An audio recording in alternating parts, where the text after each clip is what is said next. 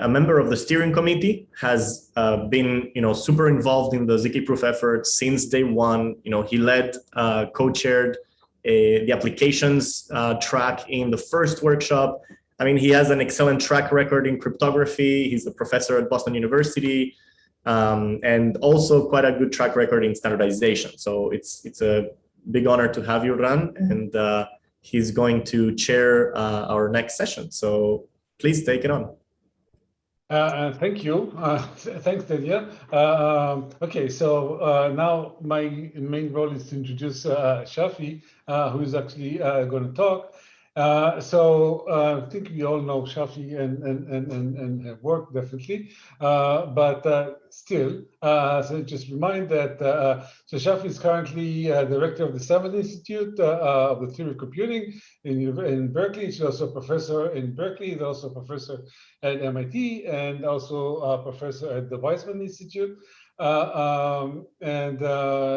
Beyond these, she won the Turing Award in 2012 for encryption and zero knowledge, and many other awards. But I think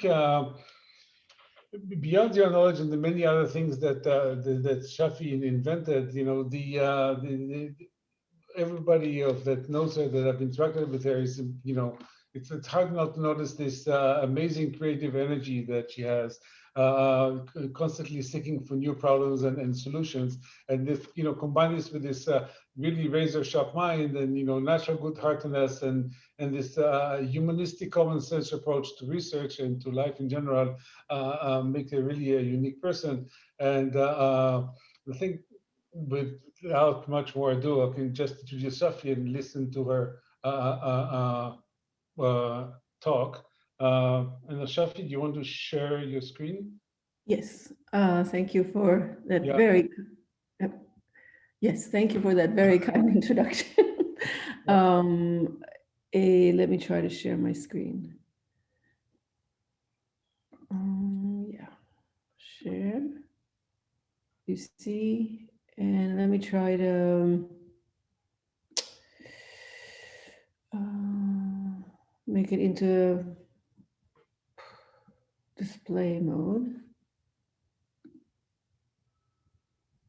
No.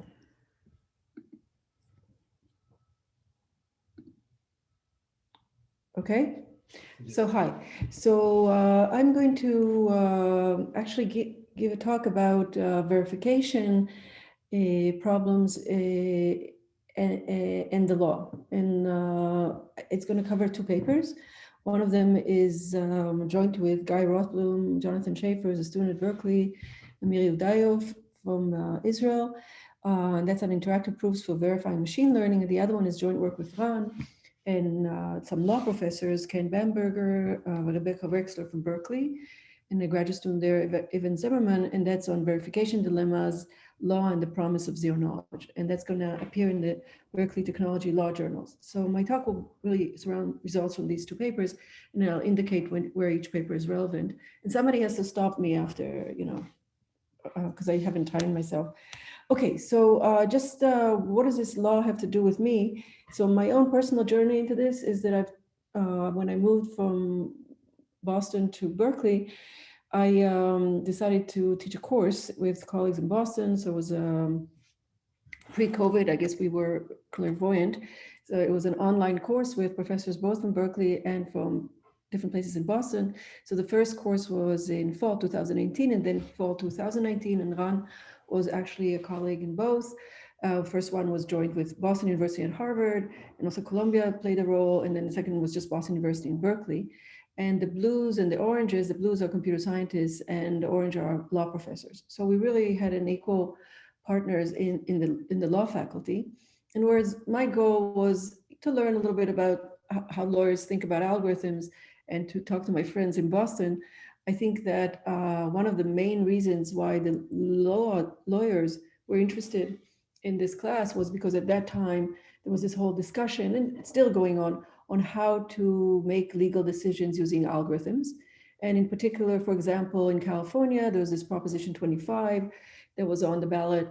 And that was to replace cash bail with risk assessment tools. And because in 2018, the legislator passed this Senate bill and then it was supposed to be approved. And what was the bill?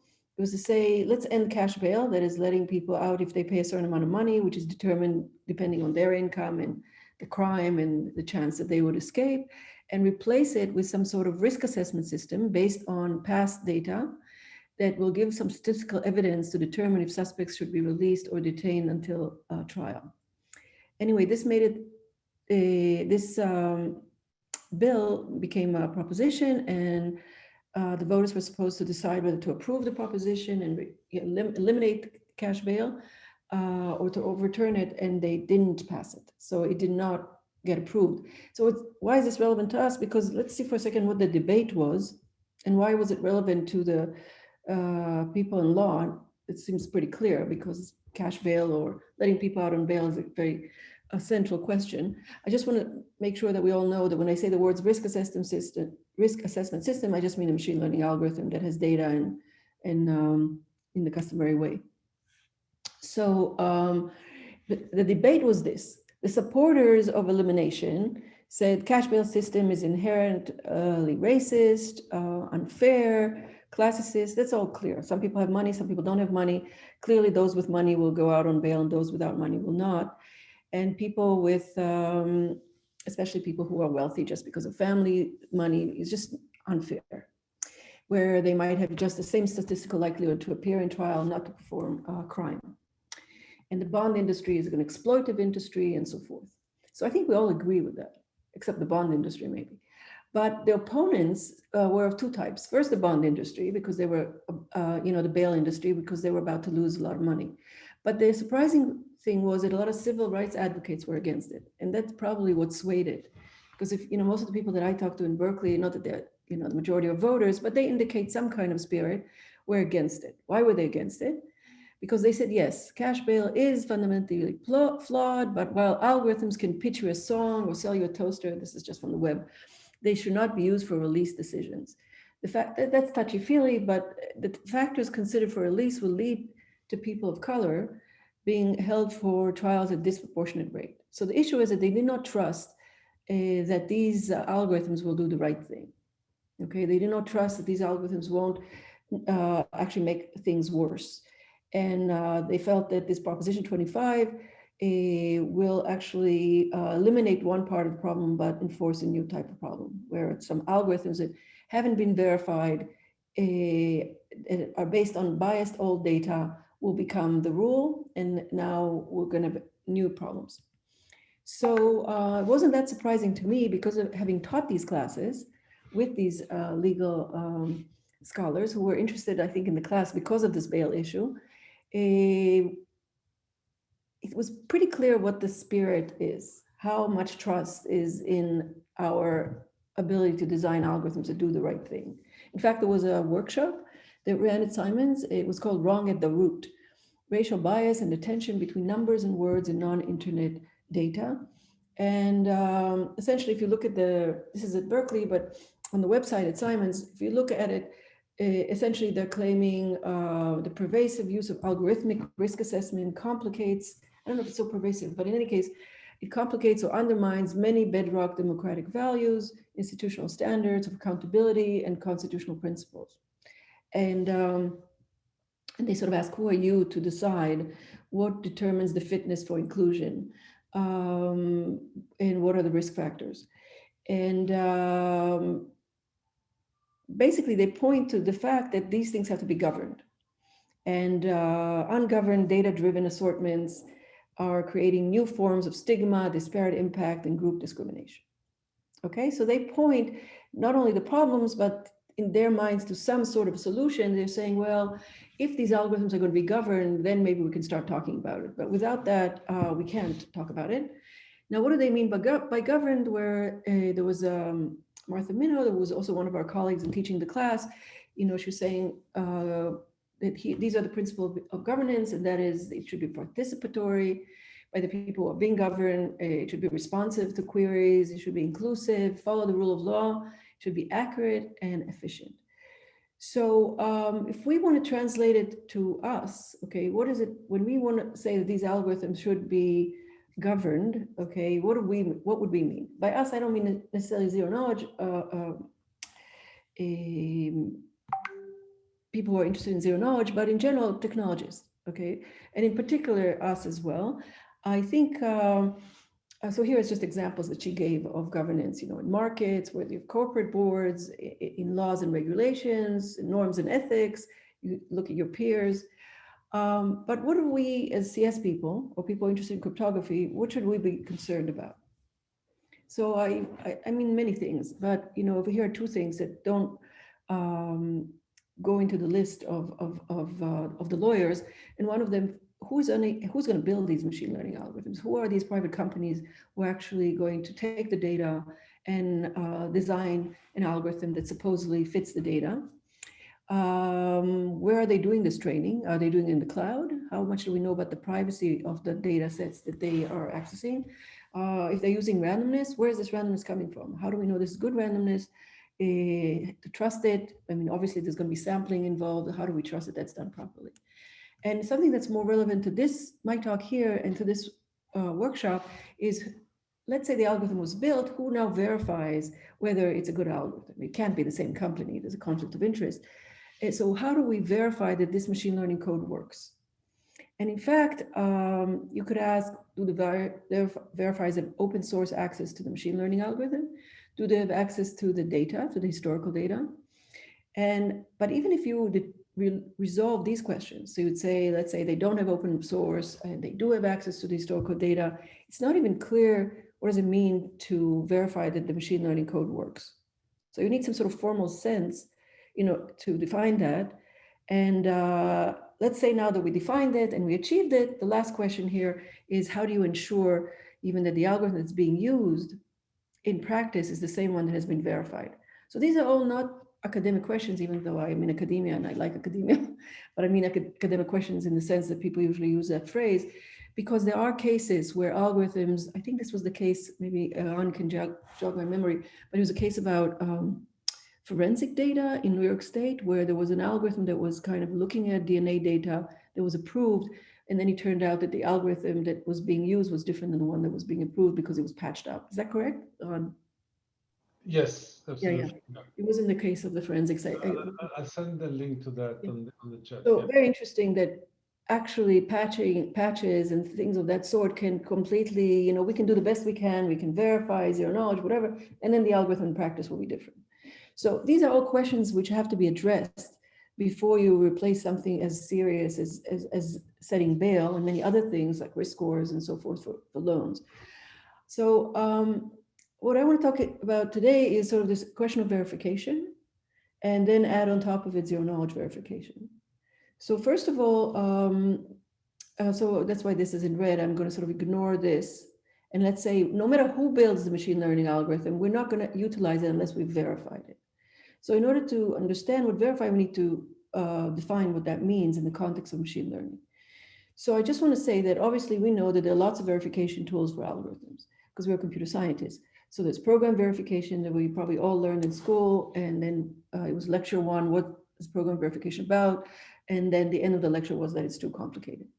And then there are lots of things that have developed as some of them as part of cryptography, which is how to check a program on a particular input rather than verify the entire program.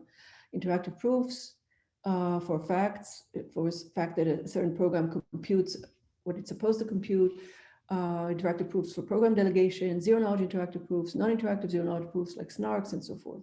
But if you notice all of these things, what are they really checking is that there is a program, there's a function that program is computing, and you're checking really that this program is equal to that function, or that this program on input X is equal to that function on input X. Whereas in machine learning, the function F is not determined. It's essentially being learned by the data. So that question is not well defined anymore. It's not that a particular program is learning a pre-specified function. So what are we verifying? So this is the result of this is the topic of the first paper by Guy, Jonathan, and Emil, and that is essentially to define what does it mean what do you mean when you say you verify the accuracy of the machine learning model that was learned with respect to a given distribution? And I'll give that definition in a minute, and you'll see that this definition is kind of uninteresting in the case, what's called realizable case in machine learning versus the agnostic case. And I'll explain what those cases mean. So first of all, just to give it a little bit of precise mathematical meaning, let's review what a possible definition of learning is, and I'll use PAC learning. And I think people probably have all seen it, but let's just make sure, because I'm going to compare it to a new notion that I call PAC verification.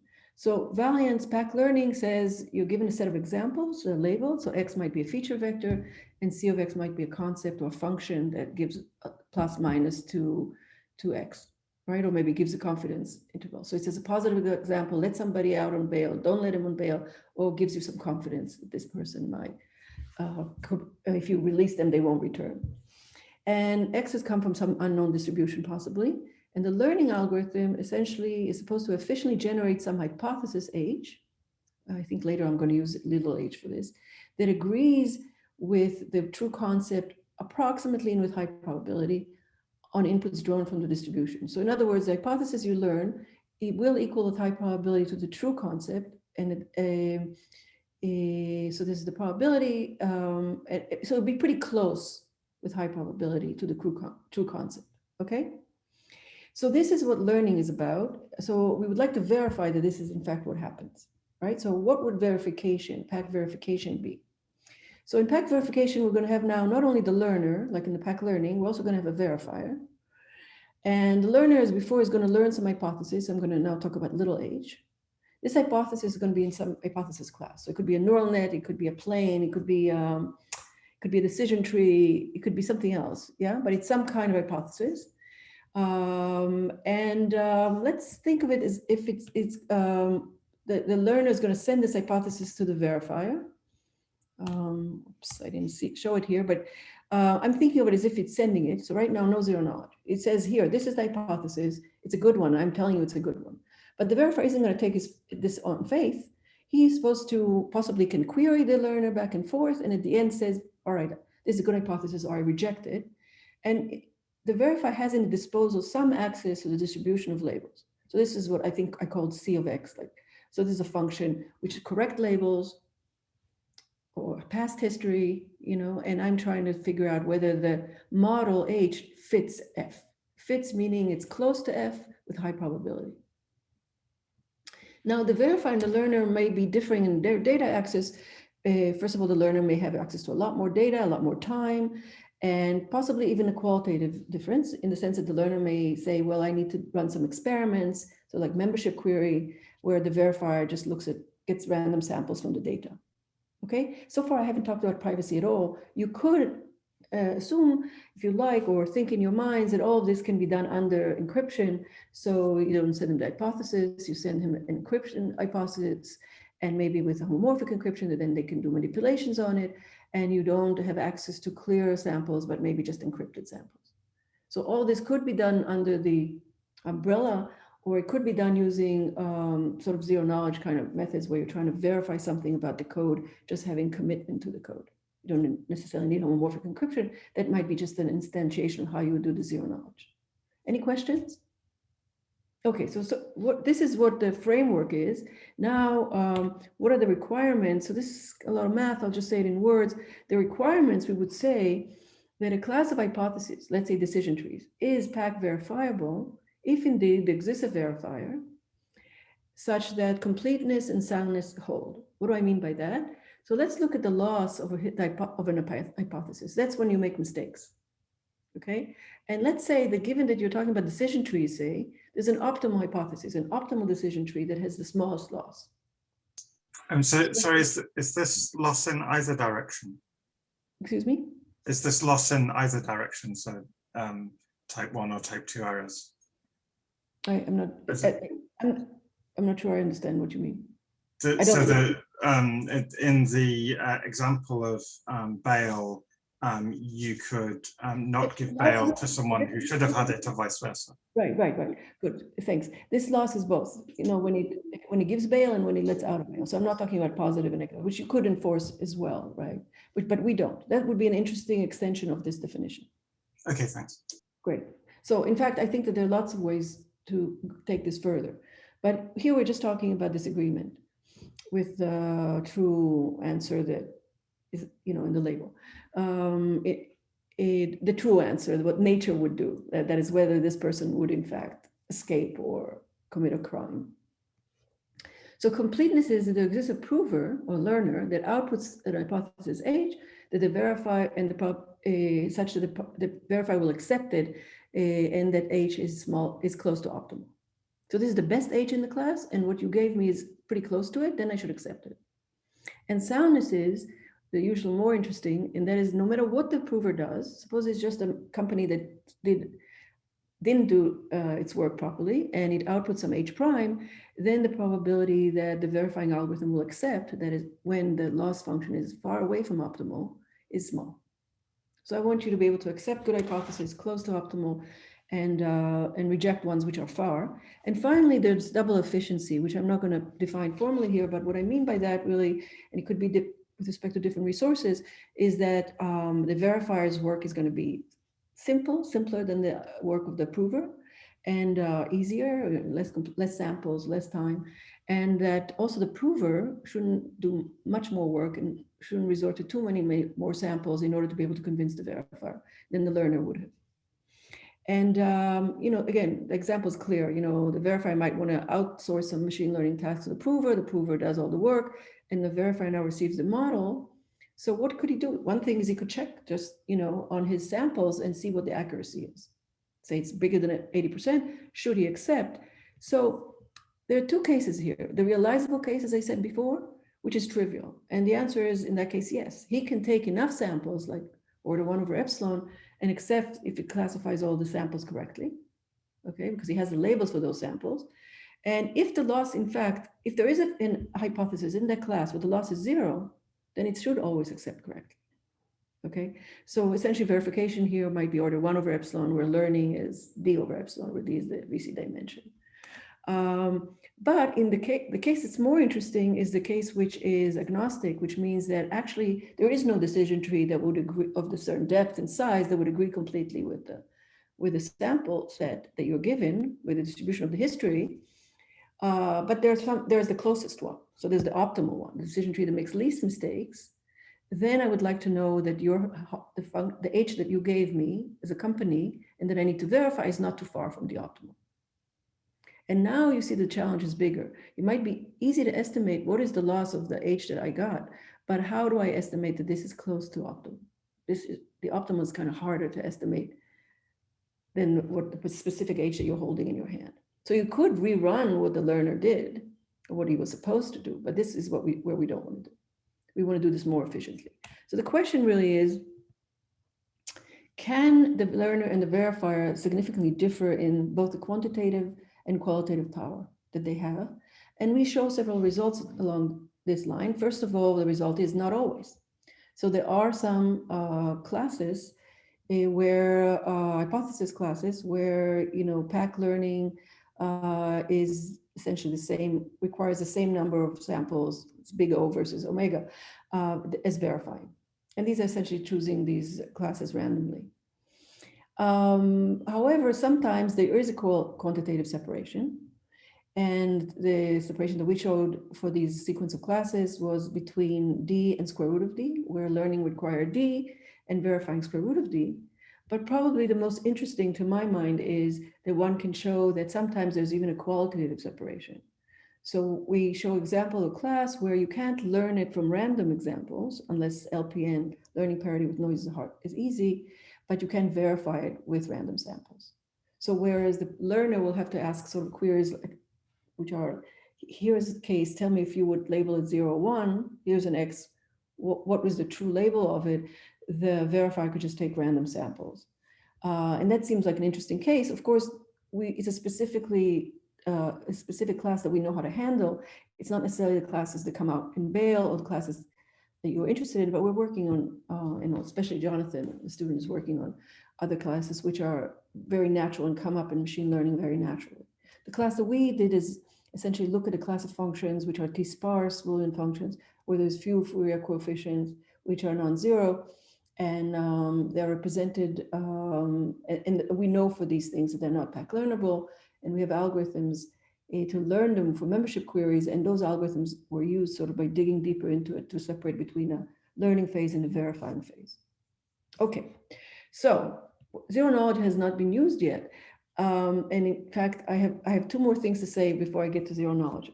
And that is, okay, very nice. So we show this verification thing, but now the lawyers are involved, right? They are the lawyers now going to accept a machine learning algorithm? Okay, let's say that we even verified that it was fair, or that the set of history was not unbiased, and we matched the set of history. And when we talk about the legal profession, is not clear at all, because inherently what we're using here is something probabilistic. So we are giving a statistical statement about whether a person should be let out on bail or not. The risk assessment systems are inherently probabilistic. And statistics and probability in legal settings have a long history, even though they claim that you should not use statistics. I think statistical evidence has been claimed to be not sufficient for individuality of human detention. But still, it has been used. And the problem with it, and there's actually very interesting articles about this, it has been used to show people's will was not really signed by those people, because analyzing the handwritings and finding, for example, here, the 30 downstroke had very, very low probability, and the document had 30 downstrokes. And the probability that was estimated was millions of millions. Then there was also cases of convicting a mother for hurting the child, because they're saying it's very unlikely that that child would incur injuries. So the problem that then those things were thrown out of court was they actually were using statistics incorrectly. So they were using product rule. We're saying event A has probability, a certain probability, event B has probability C, and then they were taking the chance that A and B and C will happen, or just a product of them, whereas these things were dependent. So they just were not using probability rules correctly, and not really understanding base rates, which means that in legal setting, even if you convince the courts to use statistical statements, which I think is warranted and will become commonplace, it is not so clear that they will have the mathematical sophistication to use it correctly. So it's something that we would have to face if we want to have zero knowledge proofs used in a legal setting. Okay, so another thing is that, again, all of this presupposes that the randomness that we're using is good, if we're going to use statistics. And I think there is a basic important question where the randomness is coming from, and as we all know, there's a cautionary tale in the generation of RSA keys where they were using sort of the wrong generation devices. And then it turned out that lots of RSA keys had the same prime in factor. So sort of the generation of keys, which was the random generation, was done incorrectly. And there's nothing to guarantee that won't happen in a court case. Okay, having said all that, we go on, okay, right? We say, you know what, not only that we're going to do interactive verifiability, we also do it in zero knowledge, because we were going to access these boxes in a black box manner, and we're going to put zero knowledge in. But there is another question there. If we do that, how would legal scholars even view the concept of zero knowledge, which decouples verifying a claim from knowledge of the facts? It seems like the whole notion of evidence in courts and in legal procedures is so inherent. How are they going to view this idea that you verify a fact and without seeing the evidence? So we, Ran and I, came with this to a bunch of colleagues at Berkeley, and we talked to them about that, said, how would you guys even view it? And to our surprise, not only that they weren't worried, but we ended up writing a paper together that's going to be in the Berkeley Law Journal, where they said they think that zero knowledge has lots and lots of potential to address verification dilemmas in legal and policy settings. So I want to use, for the time that I've left, which I think is 15 minutes, to tell you some of these verification dilemmas, which the lawyers have helped us unearth. But the good news is that there's a lot of those, and zero knowledge seems to give them possibilities they never thought possible and a lot to think about, because the policies that are in place right now assume that you have to disclose information in order to, settle these verification dilemmas. Now that they know that you don't have to disclose information, maybe policies can be more relaxed, maybe policies can be different. So that's quite an interesting question. Okay, so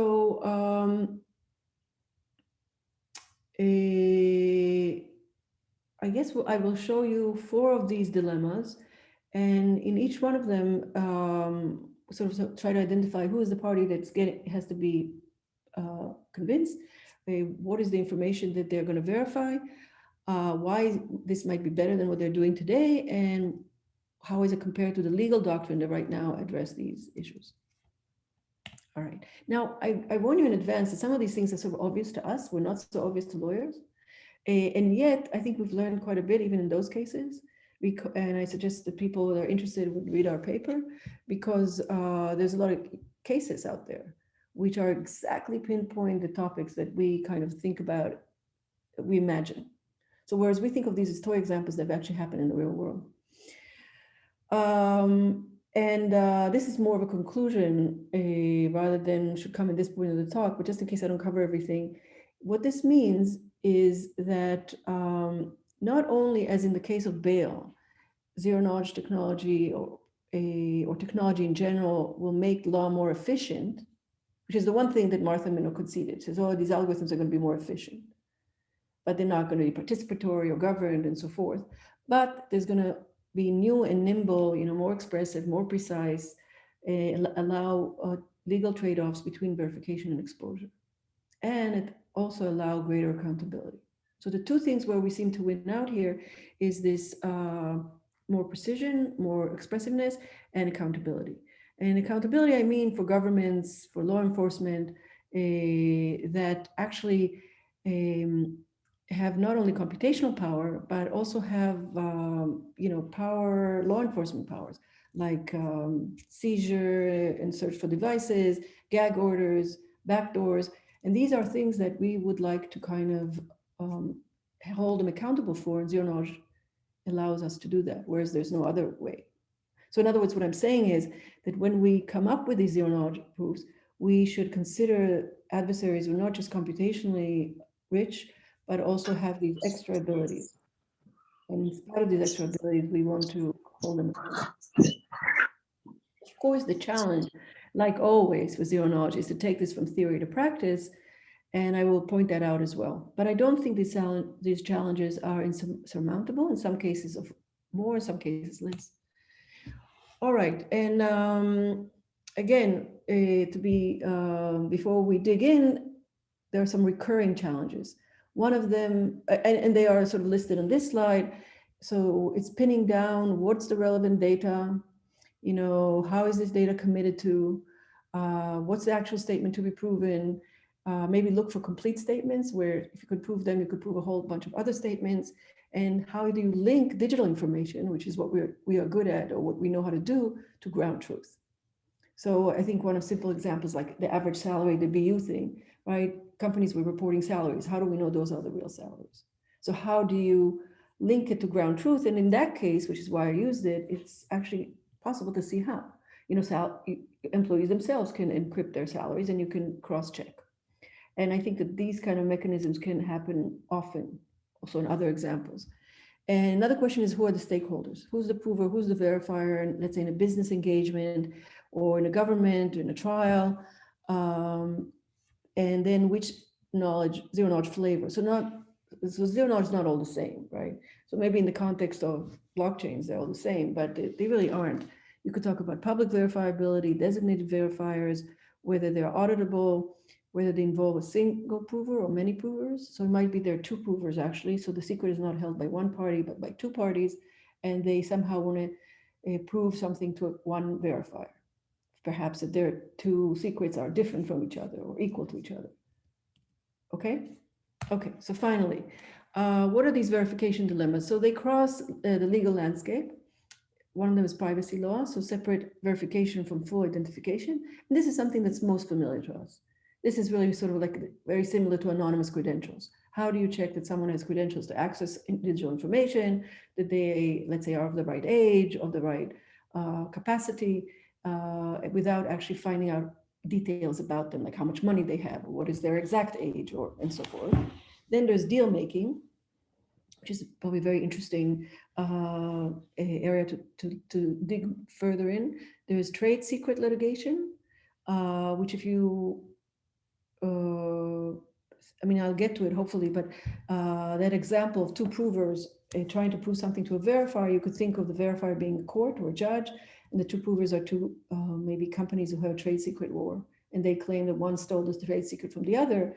And in order to do that, you have to expose these trade secrets to the judge. And if you didn't want to expose them, then you might want to prove a relationship between them, whether they're equal, whether they're sufficiently different, whether they're a subset of each other. Now, that all seems very high in the sky, but it isn't if you kind of look at what of the trade secrets may be. Then you could actually see that it could be addressed with equality, inequality, closeness, membership, and so forth. So let's start. So verification without identification, as I said, that's essentially verifying eligibility to access digital information. And we know, okay, so there's a lot of words here, but it doesn't matter because I'm going to try to summarize in my own words. So we know that by today, essentially, there's a lot of aggregation of information about us. And there is exacerbate the risk of theft. Now in UC Berkeley, they infiltrated UC Path, and every day I get a new thing. Your phone number is found in the dark web. Your email is found in the dark web. Your social security is found in the dark web. It's like, okay, your email, now what? Say, replace everything. Fat chance. Anyway, so apparently more than 33% of adults in the US experience this. 1 in 5 companies incurred, I guess not incurred with so many use, but maybe with one, a malicious data breach due to stolen or compromised credentials. And the existing legal solutions to this have little success to reflect the insight that if your personal data is never collected, it cannot be stolen. So they're like the GDPR, so differential privacy, but you need to collect the data in order to then answer queries. Our sort of I think the beauty of zero knowledge is that you never collect the data. And in fact, another place to see this in the California Consumer Privacy Act, there's a provision that businesses should allow people to check what's known about them. And this provision, of course, has good motives. It wants to give you control over your data, but in order to find out what's known about you, they have to verify that you are the right customer. And it seems a little circular because this means that they can link your identifying information to your data, and which is what they're trying to prevent to begin with, being able to link it to you. So the whole thing is very questionable how they can achieve it. So using zero knowledge instead, we could, like doing the anonymous credentials, do what they're requiring to do. Interesting cases might be the hierarchical memberships. So like EU passport via which country you are a member of. And some of these efforts are being done in Europe. And more generally, just have a self-sovereign selective disclosure of information. So I'll have some authenticated file of my information, and I can decide what I want to disclose, what I want to prove, not disclose, but what I want to prove. And then assuming that the whole thing was authenticated using a digital signature and some means of linking it to ground truth, this can be done. And the advantages, of course, are doing away with databases of identities and attributes and alleviating this legal bind to identify customers in order to verify their request to delete information. Now, what are the building blocks? Mostly, to me, it seems that being able to do equality, inequality, range, membership in a list, intersection, and union are kind of the key abilities in zero knowledge, okay? And probably there is a theorem somewhere that can tell you that using these is a complete set of operations in order to do anything you want in this space. What about deal making? So deal making is a more interesting domain. And I want to start this by an example. So apparently there is a suit going on now for stealing trade secrets. And in the lawsuit, which was filed in federal court in Boston, a company called TargetSmart alleges that its rival Catalyst engaged a company that specializes in corporate mergers. So this company went out to TargetSmart saying the Catalyst wants to possibly buy it out, okay? And during the due diligence for this buyout, essentially they learned a lot of trade secrets, then they shared it with Catalyst, who shared it with, in this election process. So this is not imaginary, this happens. This sting operation, and this happens all the time. I'm going to say I want to buy this company. Tell me how many customers you have. Maybe disclose what patents you hold or how many patents you hold. What's your profit margin and so forth. And how do you protect yourself these days? You use NDAs. The thing about NDAs that they're ex post, right? It's only later that you're going to be able to pursue. They're costly to pursue, and they offer limited coverage because, in some sense, you don't know in advance how they're going to use your secrets. So they don't necessarily cover the risks that you protected against. Now, the interesting part, I think, about all this is not new. There's a paper by Arrow from 1962, which talks about the deal-making price. So this is, he called it economic welfare and the allocation of resources for invention. There's another paper, actually more recently, I think 2000, maybe 14, maybe 4, Intellectual Property Law and the Boundaries of the Firm by these authors from Harvard. And they kind of build up on Arrow's thing. And what they say is they say that as Arrow recognizes, information that is not afforded legal protection cannot be bought and sold on the market. Just can't. You cannot use the information because basically the bind is in order to sell you information, you have to disclose it to the potential buyer. But once you do, there's nothing left to sell. So that's the issue. You want to sell, you want to expand, you want to merge, you want to get clients, you want to buy services. All of this means that you have to disclose information, at least the way they understood it in Arrow's days and also in this paper. And that leads to something Arrow called paradox of disclosure. And the conclusion then is either you do legal protection or you don't disclose. And that inherently limits, because of the limitations of legal protection, how much business you can do outside your firm and how much expansion you can do beyond the boundaries of your firm.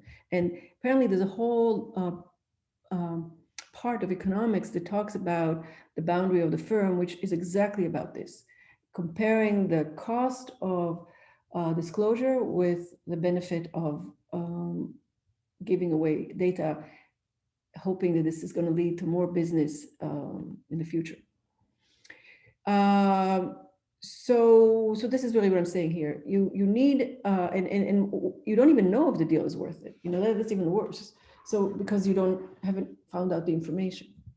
So of course, knowing about zero knowledge, we say, what's the problem? Just choose which information you want to disclose and then prove the rest in zero knowledge. And this way you can minimize disclosure of company secrets and finances to untrusted potential mergers, buyers, clients, and even in large startup financing. This is not so incredible. So again, here are some simple examples like number and characteristic of customers and sales without revealing the full customer and sale list, certain attributes of finances while hiding the rest, and maybe even some features of a new product and proving in zero knowledge that you have the full product, maybe by proving ability in zero knowledge to perform certain tasks. Like even if we think about query, having a database and being able to answer queries correctly. So I think there's a big market here, a very interesting set of applications.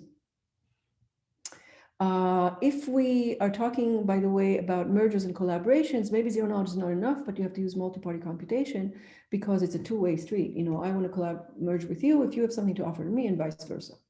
So if it's not just a flat out acquisition, but actually a merge. And you have to, of course, agree on what it is that you want to compute, do that with an MPC way, and then use zero knowledge to make sure that even if your opponent is deviating, they will not going to find out more than you have set out to prove, and it's going to be correct. So I think that this really has the potential to transform the boundaries of the firm beyond what economists believe today, assuming, when we look at the cases where the costs are bigger than the benefits. So I think that throughout this thing, the question of verifying ground truth is a very big question, like the customer list, margin of profits, and so forth. But I don't think when we're dealing with numbers and lists and so forth, that this is something that cannot be circumvented. What time is it? Oh yeah, one. Do you want one more example? Daniel? Yes, you can go ahead, Shafi. Okay, so one more example, which I think is litigation of trade secret. This is worth thinking about. So currently it's sort of a cat and mouse game. The plaintiff has to say how his own trade secret works in order to make a case. This might be costly for them. They don't, not only that they already got something stolen, they have to disclose more. And it could be that when they do that, they even disqualify their claim because, then people can preempt and say, well, I had those powers to begin with.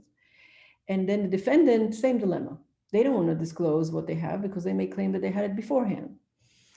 And the legal remedies are, again, non-disclosure, which means that you're not going to get your case discussed in court.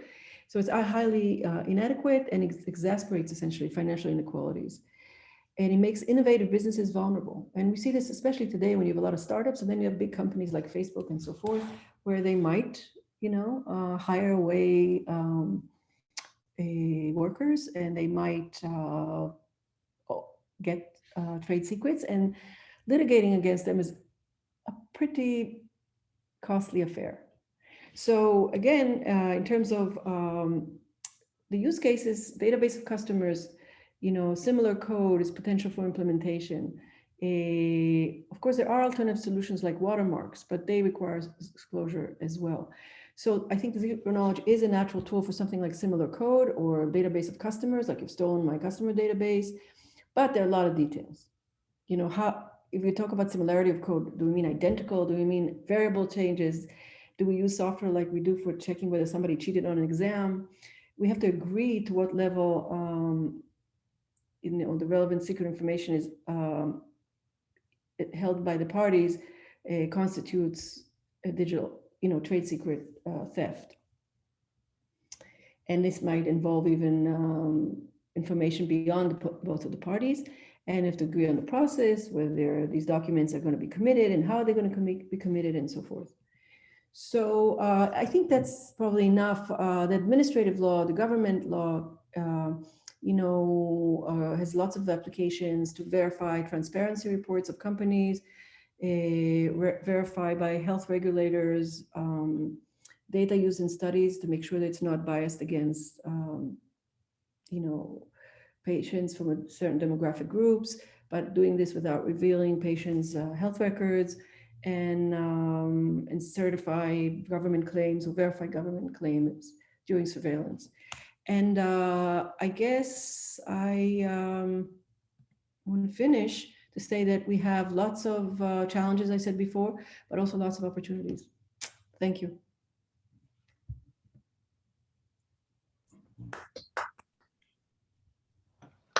Questions? Yeah. Any questions? Anybody? I have one in case of the takeover, and it goes like this. I see the case where there's actually a precise statement that we're looking to prove, and the underlying data we want to keep private.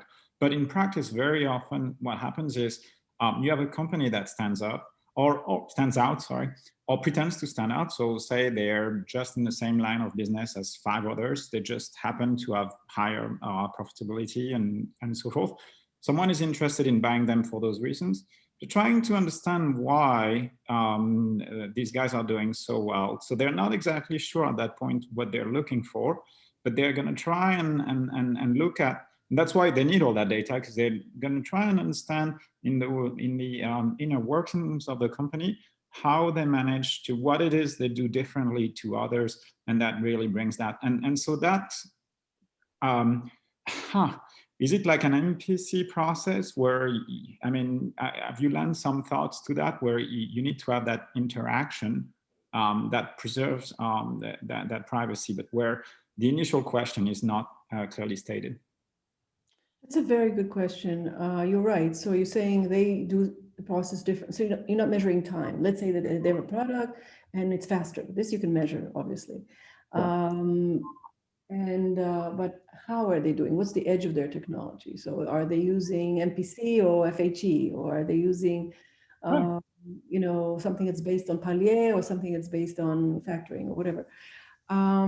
Yeah, I don't think that the zero knowledge proofs would help you in this case. So I'm not. I don't see the way out of it except for disclosure or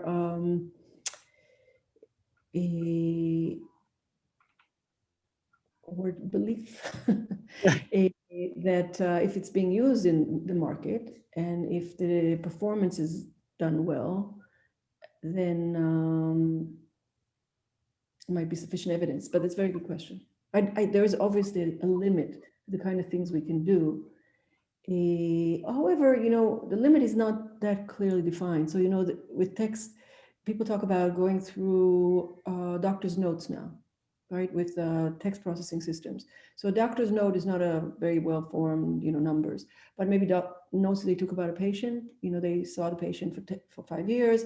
They've been complaining about had a whole bunch of symptoms. At some point, they were diagnosed with, let's say, I don't know, severe illness.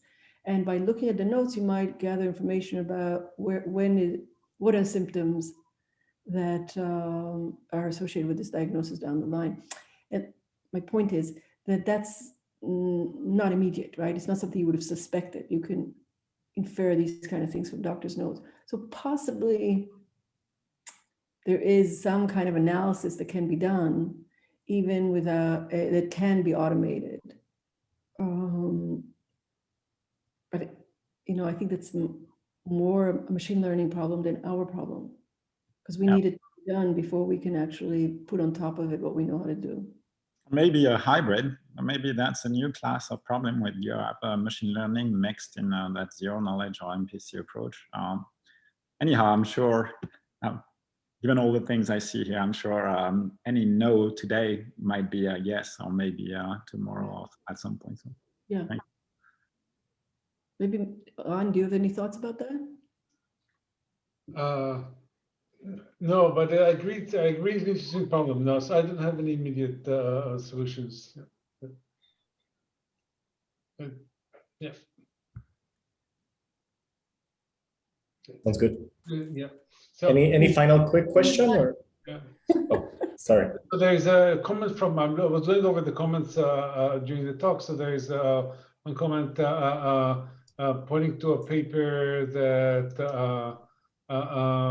talks about actually how to assess or, you know, verify the fairness of a machine learning model in a privacy preserving way. It looks interesting. But I don't know if Shafi, there's something to say about it. You know, about it. I haven't known this work before. You know. Okay. So this is with, I will definitely look at it. And I think also the suggestion that somebody gave during the talk about not just looking at agreement, but looking at agreement in the positive case and in the negative case is also an interesting case. Yeah. And all this without fairness. You know, people are talking about fairness, but I'm talking just about accuracy. Yeah. Right. Kind of a first step. Mm-hmm. Yeah. Well, thank you so much, Shafi and Ran. This was an excellent talk and super interesting. People were writing on the chat, please, you know, let her continue. So hopefully you got to cover what you wanted to say. We're going to go now into taking a group picture. So if you